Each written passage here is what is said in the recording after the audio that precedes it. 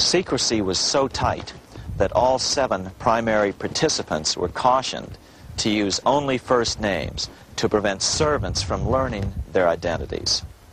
Years later, one participant, Frank Vanderlip, president of National City Bank of New York and a representative of the Rockefeller family, confirmed the Jekyll Island trip in a February 9, 1935 edition of the Saturday Evening Post. The participants came here to figure out how to solve their major problem, how to bring back a privately owned central bank. All the participants knew that these problems could be hammered out into a workable solution. But perhaps their biggest problem was a public relations problem, the name of the new bank. That discussion took place right here in this room, one of the many conference rooms in this sprawling hotel, today known as the Jekyll Island Club Hotel. Aldrich believed that the word bank should not even appear in the name. Warburg wanted to call the legislation the National Reserve Bill or the Federal Reserve Bill.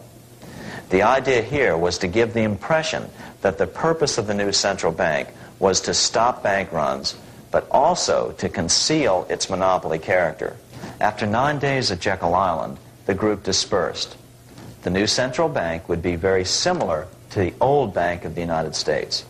It would be given a monopoly over U.S. currency and create that money out of nothing. Like the pharaohs of ancient Egypt who built their empire with the help of a grand vizier, Queen Elizabeth II also has a grand vizier, serves as her most trusted advisor. His name is Lord Evelyn Rothschild, and he is the second wealthiest and most powerful person on earth.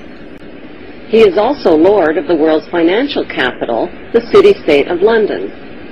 Lord Rothschild and his ring of power hide their identities behind 13 city council members who stand in as their representatives. On November 30th, 2000, Lord Rothschild, now in his 70s, got married in London to a wealthy Zionist businesswoman named Lynn Forrester.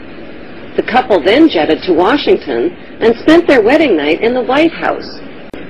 Just how rich and powerful is Lord Evelyn Rothschild? Historically, the Rothschild family wealth was hidden in underground vaults. The Rothschilds' secret financial records were never audited and never accounted for.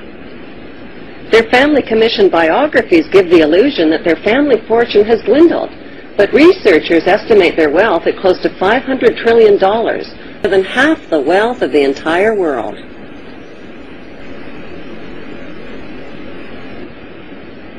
Besides their many castles, palace mansions, wineries, racehorses, and exotic resorts, the Rothschilds bought Reuters in the 1800s. Reuters then bought the Associated Press, which selects and delivers the same news stories to the entire world, day after day. They have controlling interest in 3 major television networks and easily avoid media attention since they own it. Until recently, they owned and operated England's Royal Mint and continued to be the gold agent for the Bank of England, which they also direct. They control the LBMA, London Bullion Market Association, where 30 to 42 million ounces of gold worth over $11 billion are traded daily. The Rothschilds earn millions weekly just on transaction fees alone.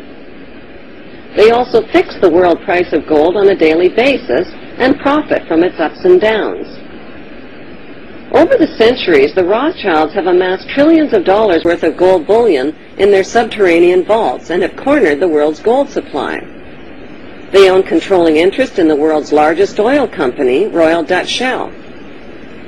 They operate phony charities and offshore banking services where the wealth of the black nobility and the Vatican is hidden in secret accounts at Rothschild Swiss banks, trusts, and holding companies.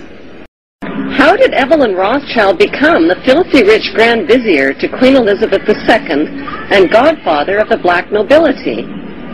By birth, Evelyn Rothschild is the great-great-great-grandson of Mayor Rothschild and is passing the godfathership down to David de Rothschild. Although Evelyn Rothschild looks like a harmless gray-haired old man, make no mistake about it, Rothschild and his ancestors have handpicked presidents, crashed stock markets, bankrupted nations, orchestrated wars, and sponsored the mass murder and impoverishment of millions. The wealth hoarded by this one family alone could feed, clothe, and shelter every human being on earth.